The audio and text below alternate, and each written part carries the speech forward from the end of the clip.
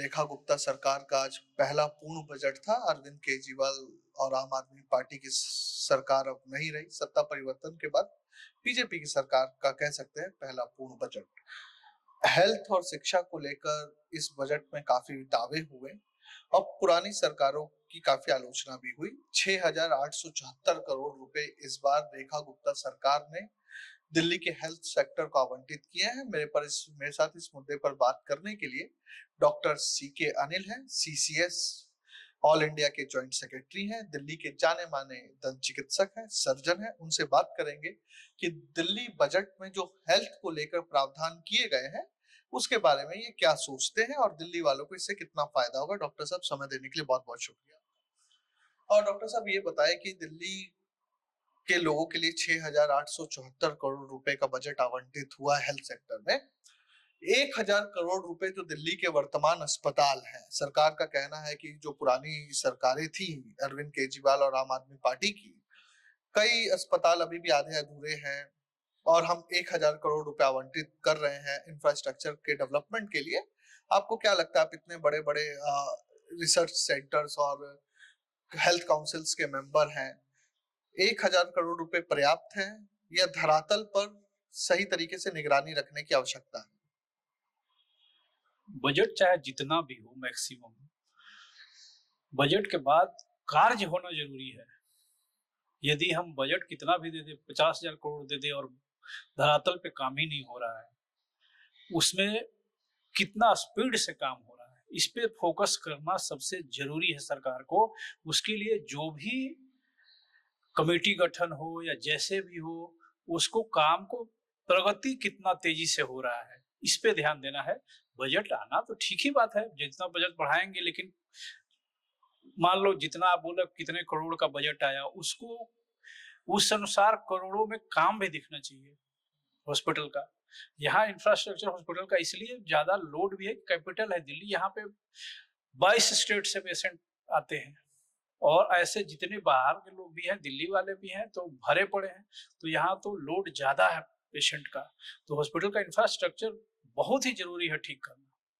और मेरा सवाल आपसे ये है कि पुरानी सरकार थी, आप RKS के मेंबर भी रहे पूर्व सरकार में, सचिव थे आप।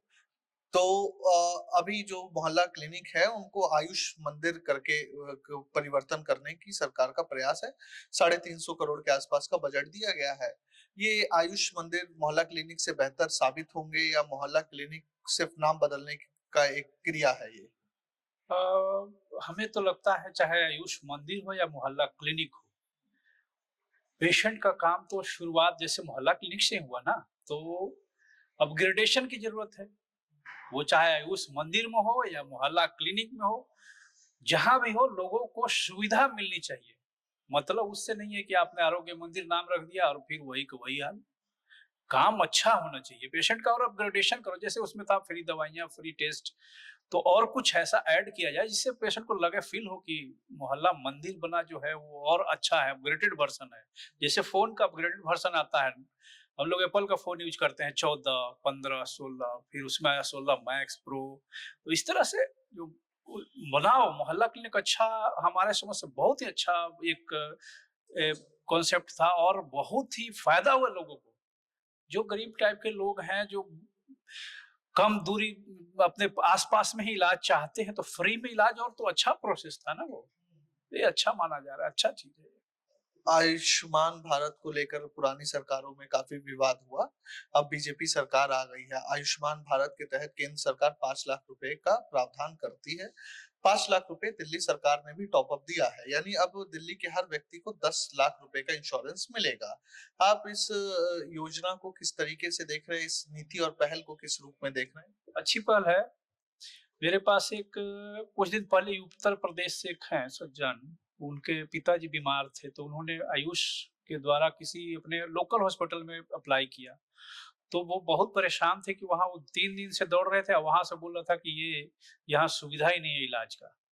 चाहे वो कितना का भी इंश्योरेंस कर दें, 50 लाख का कर दे, ये मैं तारीफ करता हूँ जनता की। किसी भी लिया गया फैसला, किसी भी सरकार का हो, या भारतीय जनता पार्टी का हो, आम आदमी पार्टी का हो, जिसका भी हो, लोगों का उसका कितना परसेंट फायदा हो रहा है, दिस इज गुड।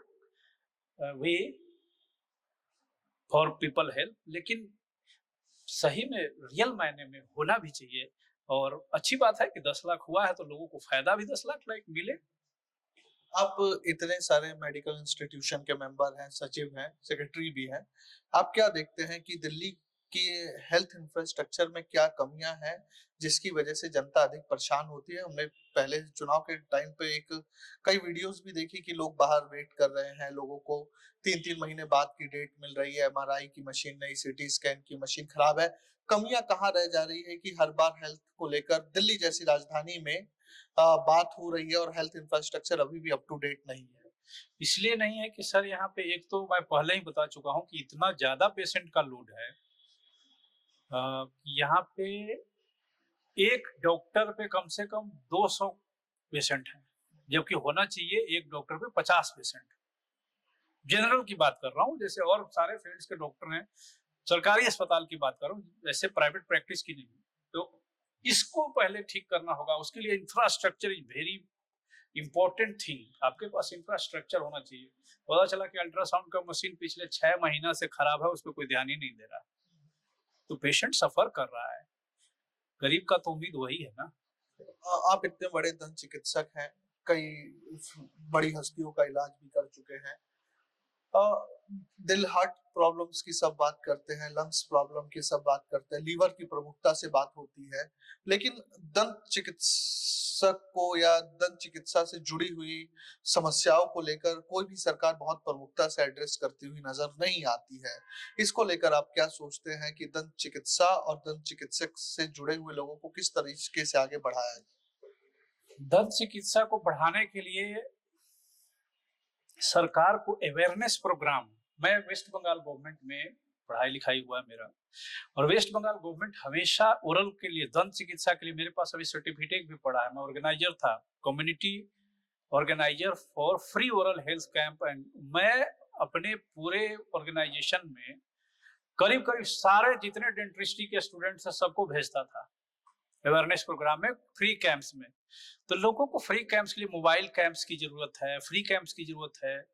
इसके अलावा बहुत सारे ऐसे अभी बहुत ज्यादा एक्टिव चैरिटेबल संस्थान में भी डेंटिस्ट्री को अपग्रेडेशन बनाया गया है।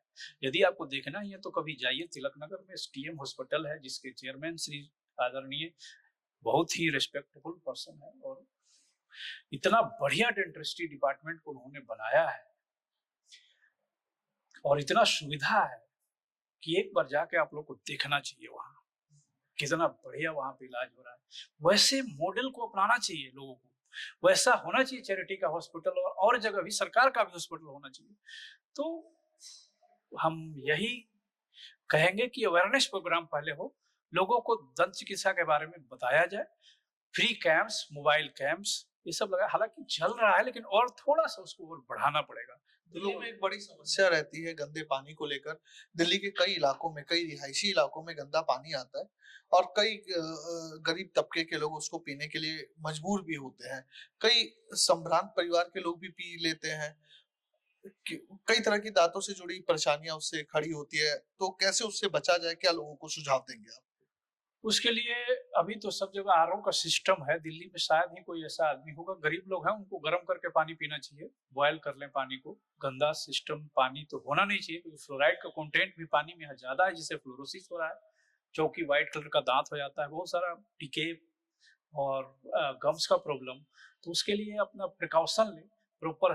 कभी अगर गरीब है, अमीर तो कराते ही है चेकअप, गरीब भी जाके अपना हेल्थ डेंटिस्ट्री डिपार्टमेंट में चेकअप कराए, नॉर्मल फॉलोअप।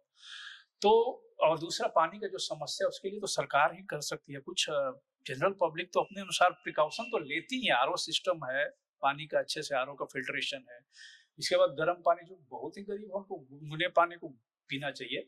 तो सरकार से अनुरोध करूंगा कि कम से कम दिल्ली में अच्छा स्वच्छ पानी मिले। दिल्ली में क्या, पूरे देश में स्वच्छ पानी मिलना चाहिए, जिससे और भी दांतों के अलावा भी जो ऑर्गन है वो अच्छे रहें। बहुत बहुत धन्यवाद हमसे। Thank you sir. ये हमारे साथ थे डॉक्टर सीके अनिल और इन्होंने बताया कि दिल्ली का जो हेल्थ मॉडल है और दिल्ली की रेखा सरकार ने जो बजट में हेल्थ के लिए प्रावधान किए हैं वो कितने ज्यादा आमजन के लिए लाभदायक है। वीडियो जर्नलिस्ट अर्जुन के साथ मैं राकेश मोहन सिंह, प्रजा हित।